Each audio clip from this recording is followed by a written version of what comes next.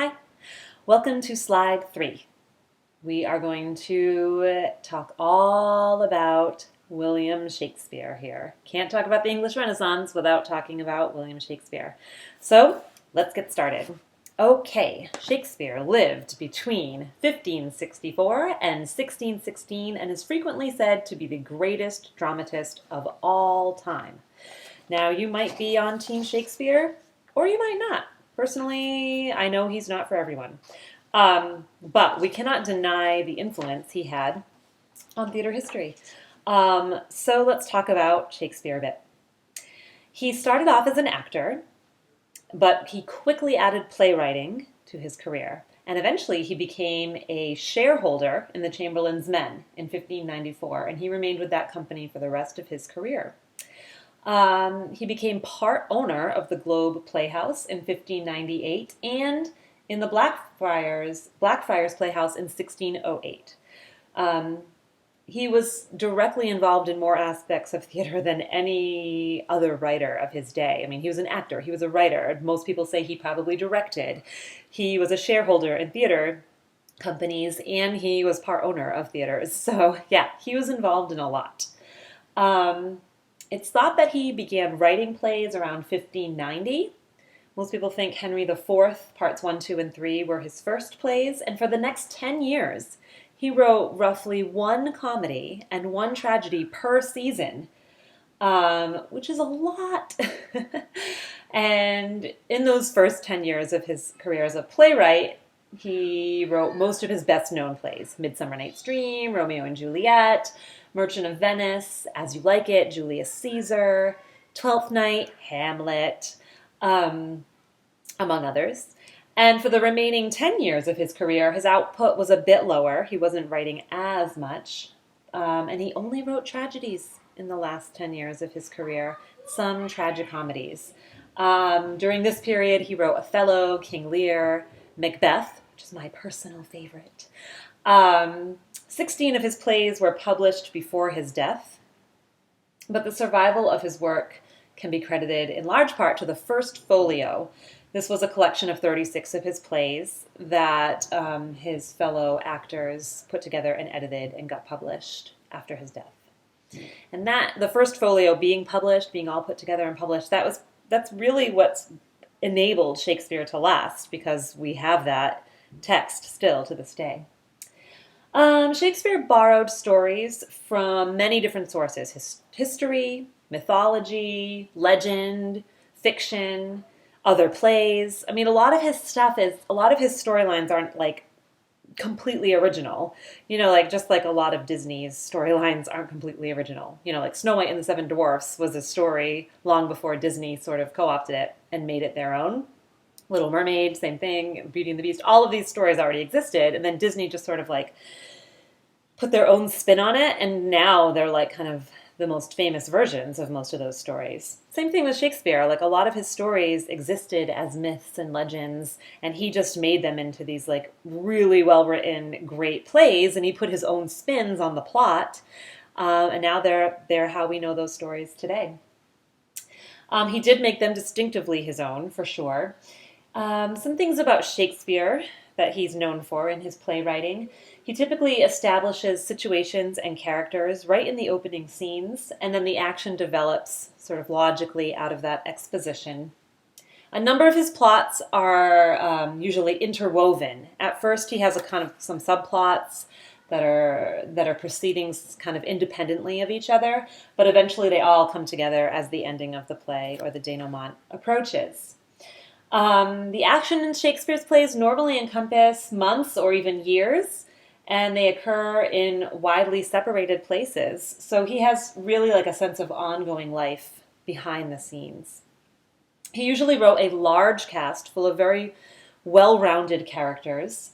He wrote his characters mostly sympathetically. Even his villains, he usually wrote them fairly sympathetically so that we could kind of like see them as real people. He made them to appear to be individuals rather than just sort of like stock characters. Most people argue that he had these like penetrating insights into human behavior. that have remained valid through the years, that are just like these universal truths about what it is to be a human, and that's why he's stayed so relevant. And of course, most people, most theater historians, think that no playwright used language as effectively as Shakespeare. We can debate that. I mean, I love Shakespeare, but sometimes I think he's not maybe the be-all, end-all, although he did create that phrase, I think, be-all, end-all. There are playwrights, of course, that use language beautifully and are geniuses in their own right. But he certainly was arguably one of the first great, great, great playwrights that we can learn a lot from. He was definitely the most comprehensive and dramatically effective playwright of his time, for sure. He attempted almost all of the popular dramatic types and subjects of his age. In his own day, his critical reputation, what the critics thought of him, was actually much lower than his fellow contemporary playwright, Ben Jonson. But his fame began to grow more in the late 17th century and reached its peak in the 19th century. So Shakespeare did, I mean, don't get me wrong, he did great in his own lifetime. But he has actually, beyond his death, become even more sort of famous and read and admired.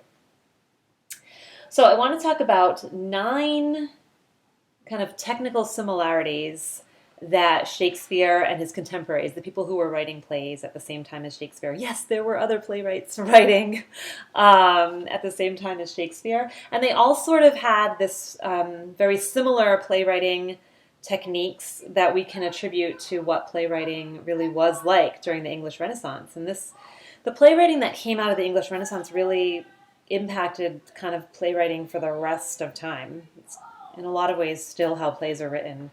So let's talk about these 9 technical similarities that made up what a play was consisting of during the English Renaissance. Number 1, they used an early point of attack. An early point of attack, meaning they kind of jumped right into some kind of conflict or action. Number 2, they followed a chronological organization. Now we might think like this is sort of an obvious thing, but remember, like especially during the Middle Ages, chronological order in a play wasn't considered important. No one really minded if plays jumped all over the place in time. So Shakespeare and his contemporaries brought back a real focus on that. Number 3, all important episodes were shown on stage. So now violent scenes were shown on stage and death scenes and things like that had previously been happening off stage. Number 4, the short scene is the basic structural unit. So they were writing acts that consisted of all these little shorter scenes. Number 5, their major concern was for developing action. The time and the place shift rapidly. So they were quite willing to jump around. The next scene could be like a few days later. The next scene could take place in another country. Their idea was just to keep the action going. Number 6, their tone could vary frequently and shift from serious to comic.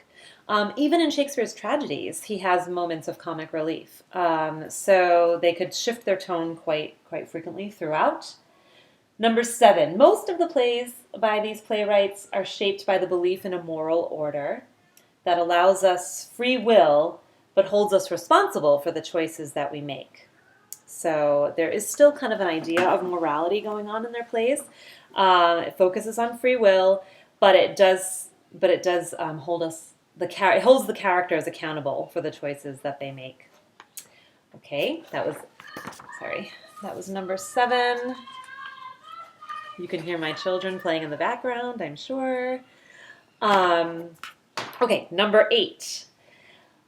It was less obvious than in the medieval or Middle Ages drama, but characters were still caught in a struggle between good and evil for the most part. And number 9. The sort of less skilled writers of that time would kind of resort to coming right out and stating what the moral lessons of the play were. But the more skillful writers, Shakespeare included, would be a little bit more subtle about getting their moral themes across. And they would use poetic imagery and soliloquies and other literary techniques to sort of sneak that message in there. Okay, there will be a little bit more on Shakespeare later on with some videos I have included towards the end of this lecture. But for now, let's do some other stuff of the English Renaissance theater. I'll see you on the next slide.